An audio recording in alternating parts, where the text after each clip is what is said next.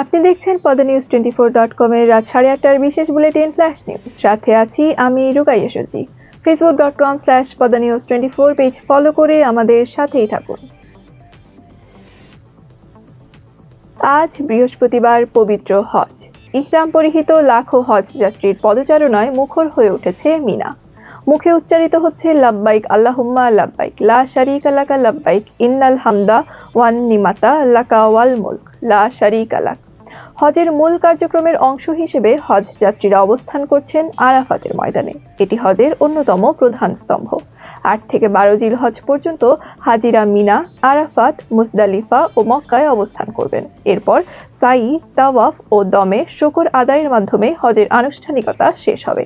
এবার বাংলাদেশ থেকে হজে গেছেন 87,157 জন।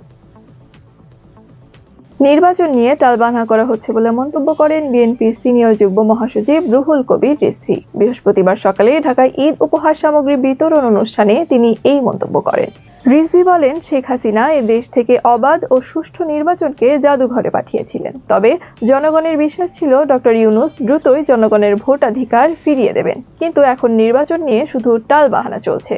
বিএনপি নেতা বলেন, আসন্ন আগস্টে ডক্টর ইউনূসের ক্ষমতায় 1 বছর পূর্ণ হতে যাচ্ছে, অথচ এখনো কোনো দৃশ্যমান সংস্কার পরিলক্ষিত হয়নি। প্রয়োজনীয় সংস্কার সম্পন্ন করে ডিসেম্বরের মধ্যে নির্বাচন আয়োজন করা উচিত বলেও জানান তিনি।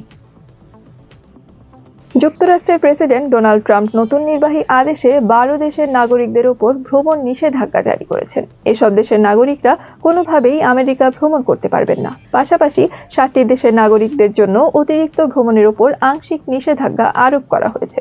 বুধবার এ তথ্য জানিয়েছে হোয়াইট হাউস। সোমবার থেকে এটি কার্যকর হবে। পুরোপুরি নিষেধাজ্ঞার আওতায় থাকা দেশগুলো হলো আফগানিস্তান, মিয়ানমার, চাদ, কঙ্গো প্রজাতন্ত্র, Equatorial Guinea, Eritrea, Haiti, Iran, Libya, Somalia, Sudan ও ইয়েমেন।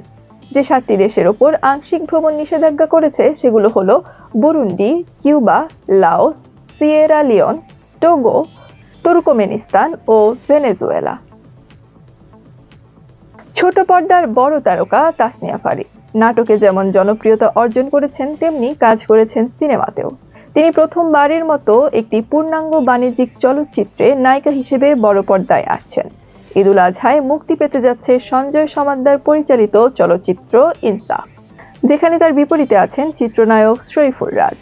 এরই মধ্যে প্রকাশিত ট্রেলার ও গানে তাদের রসায়ন দর্শকের প্রশংসা কুড়িয়েছে। রাজ বলেন, ইনসাফ দারুণ সিনেমা। তিনি আশাবাদী ছবিটি তার ক্যারিয়ারে আরো ভালো কাজের পথ সুগম করবে। ফারিন বলেন, নাটকের মাধ্যমে তার ক্যারিয়ার শুরু, বড় পর্দায় যাত্রা শুরু করলেন। তিনি সবসময় নতুন চ্যালেঞ্জ নিতে ভালোবাসেন। ইনসাফ সেই চ্যালেঞ্জগুলোরই একটি। 2024 সালে 3 ফরম্যাটে বাংলাদেশের অধিনায়কত্ব পান নাজমুল হোসেন শান্ত। শুরুতে 1 বছরের জন্য বাঁ-হাতি এ ব্যাটারকে নেতৃত্বভার তুলে দিলেও পরে তা বাড়িয়ে চলতি বছরের চ্যাম্পিয়ন্স ট্রফি পর্যন্ত বাড়ানো হয়েছিল।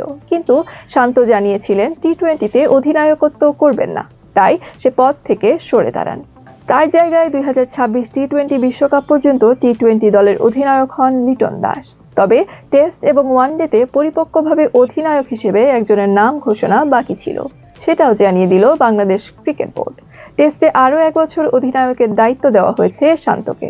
চলতি মাসে পূর্ণাঙ্গ টেস্ট সিরিজ খেলতে শ্রীলঙ্কা সফরের জন্য 16 সদস্যের স্কোয়াড দিয়েছে বিসিবি। অধিনায়ক শান্ত, তার ডেপুটি করা হয়েছে মেহেদী হাসান মিরাজকে।